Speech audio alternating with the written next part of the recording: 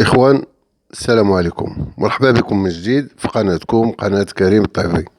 في هذا اللقاء نحاولوا نناقشوا هاد الحالة اللي ولا فيها البرلمان الأوروبي، اللي ولا يعني المقر ديالو ولا مستباح بالنسبة لكل من هب ودب اللي بغى يضرب في السيادة ديال المغرب.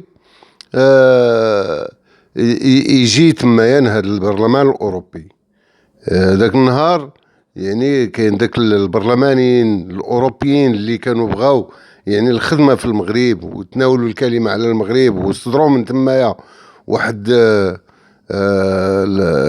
سميتو يعني بحال غنقولوا قرار وماشي قرار ضد المغرب، اللي صوتوا عليه واحد النسبه كبيره ديال البرلمانيين اللي ما حاملينش المغرب، اللي وصوهم الدول ديالهم اللي المغرب ولا بحال واحد النوع ديال الملحه ولا الحامض اللي كيطرش في العينين ديال الرؤساء ديال الدول ديالهم، اللي ما كيعيروش حتى شي اهميه داك الصداقه ولا ديك العلاقات اللي كتربط بين المغرب وبين داك الدول.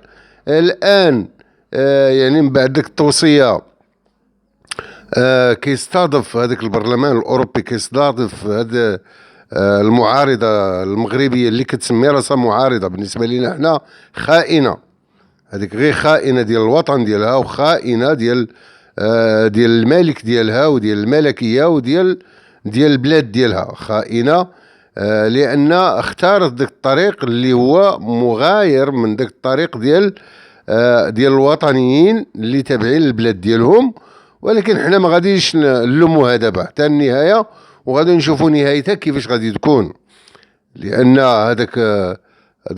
داك الخونه اللي كيتسموا خونه اللي جراهم الجزائر يعني ومخلصاهم ودايره ليهم الشهريه وخسر عليهم ميزانيات ضخمه من الاموال ديال الشعب الجزائري باش يضربوا في السياده ديال المغرب، وتتقلب هي الجزائر على التقسيم ديال المغرب، وتتقلب على العدوانيه والعداوه مع المغرب اللي نصبت المغرب عدو ديالها.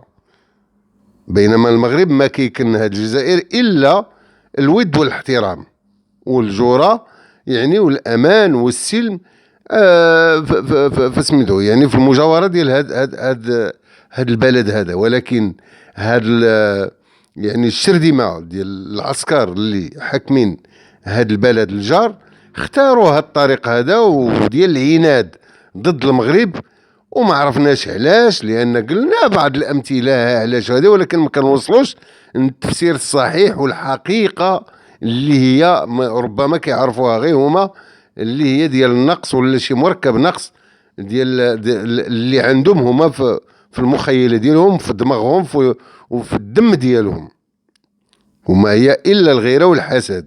لهذا غادي ندورو ثانيه وغادي نشوفوا هاد الخائنه هذه ديال هذيك أمينة خية ولا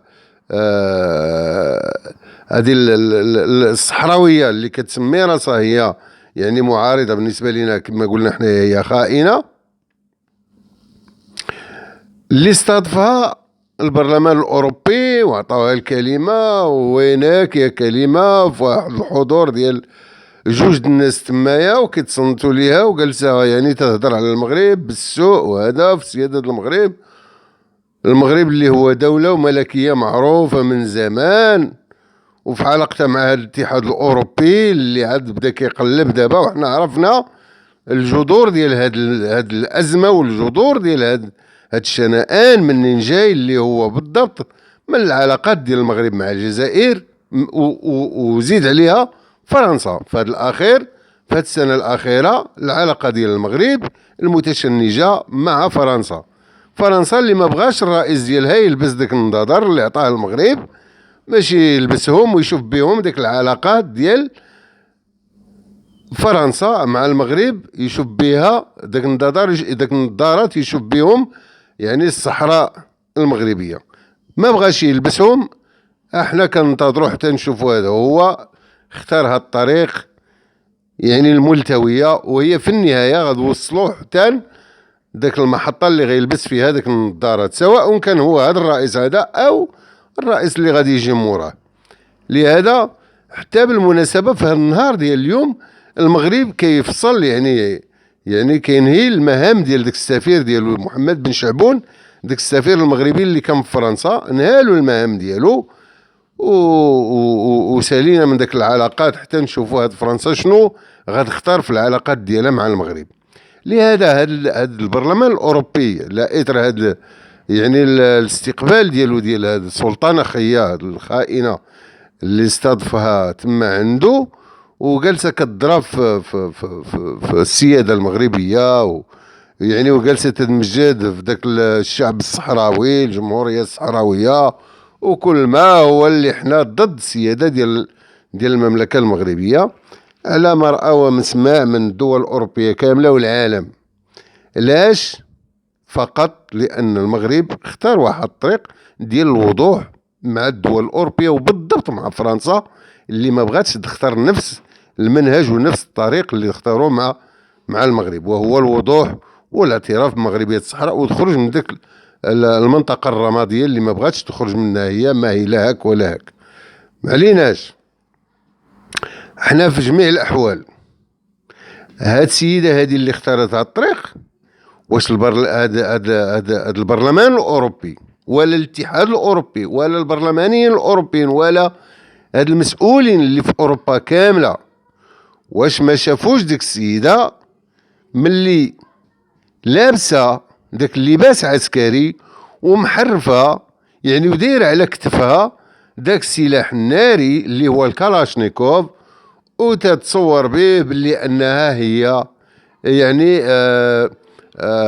يعني بواحد الحاله ديال سميتو يعني انسانه مسلحه بالنسبه لنا حنايا كتبان ارهابيه وتتهدد السلم والامن ديال البلد.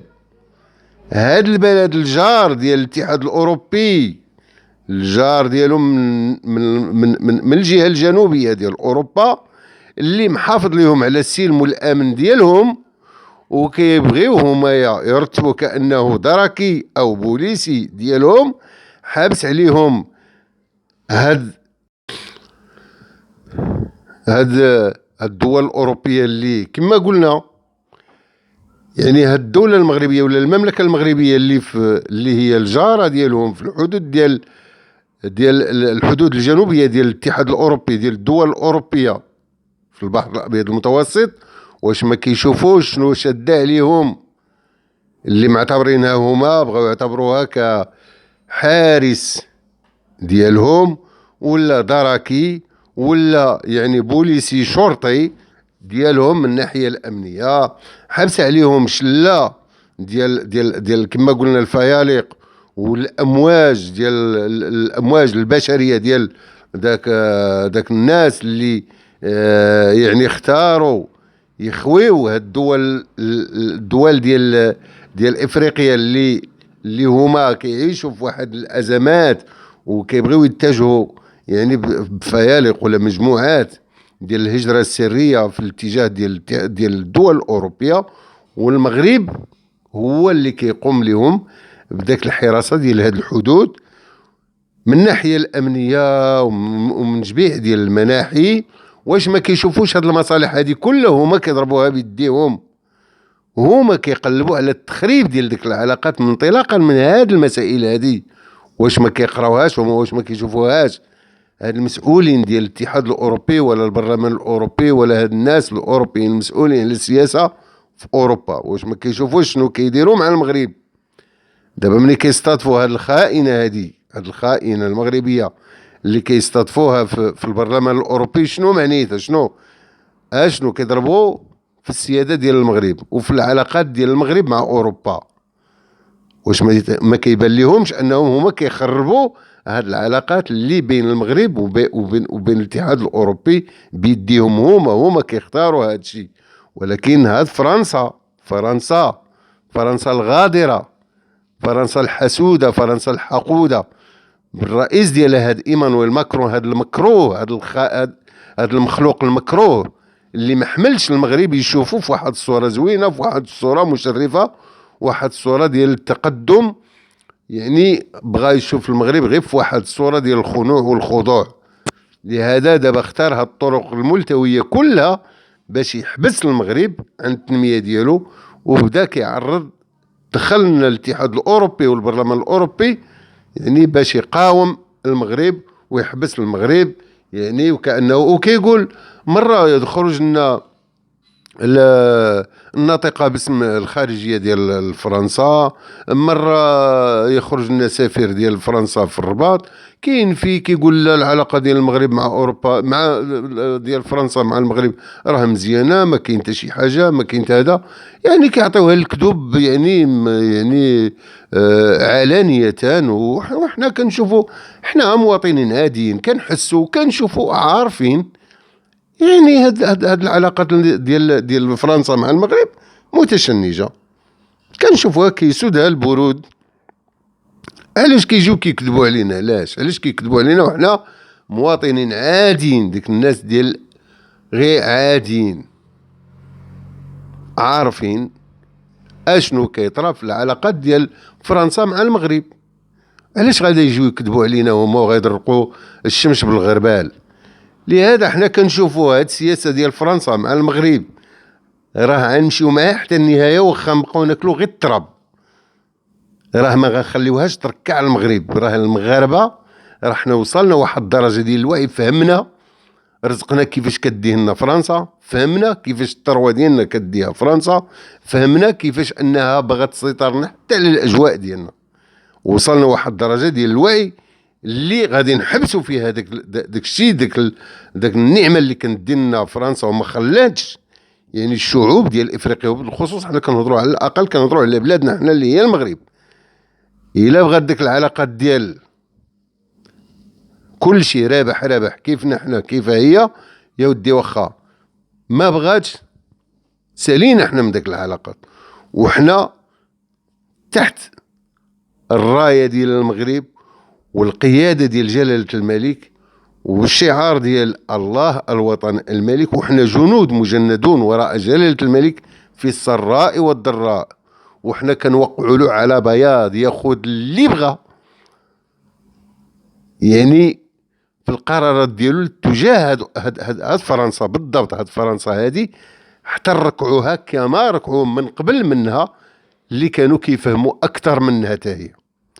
لهذا حنا كندعموا سيدنا جلالة الملك محمد السادس الله ينصرو في هاد العلاقات يعني المتشنجة اللي اختارت فرنسا انها توقف لنا في الطريق ديالنا.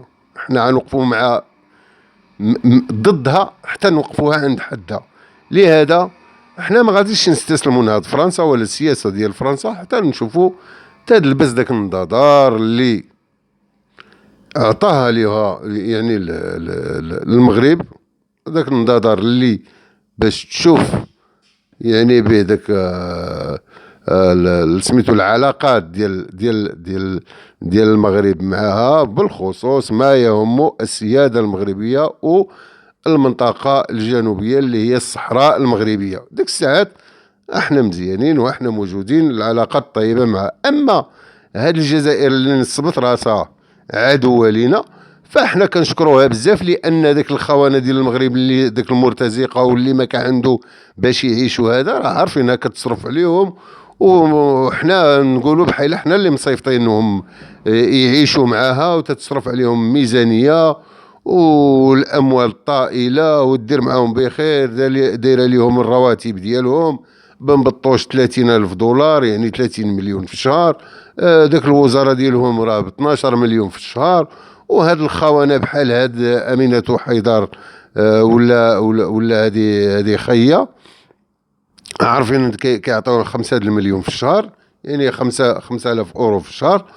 وعاد الامتيازات وشله ديال سميتو خليهم يستافدوا. في النهايه ملي يعني كيبغيو يرجعوا للمغرب كيقولوا يعني في الاطار ديال ان الوطن غفور رحيم كنرحبوا بهم ويجيبوا ديك الاموال اللي مصوها حتى هما اللي جبدوها من هاد الكوانف ديال الجزائر ويجيو يستثمروها في بلادهم ويرجعوا وكيوليو يقولوا الصحراء مغربيه وكيوليو يسكتوا ويديروا عقلهم وهذا وكيعيشوا مغاربه بحالهم بحال المغاربه الاخرين، كيوليو وطنيين وكيوليو مغاربه احرار. والله يجعل البركه الله يخلف. ولكن شكون اللي خدم فيها كامبو وكاسول ومكلخ؟ وهما هاد الجزائريين فقط. احنا في النهاية المغاربة كيرجعوا للمغرب ديالهم، والصحراء كتبقى في المغرب ديالها، والمغرب في الصحراء ديالو، ونبينا عليه السلام. وحتى هنا إخوان كنطلب منكم دائما الدعم والمساندة باللايك والبارطاج وابوني، وكنشكركم بزاف بزاف بزاف بزاف. حتى هنا غنودعكم، حتى اللقاء اخر ان شاء الله، والسلام عليكم.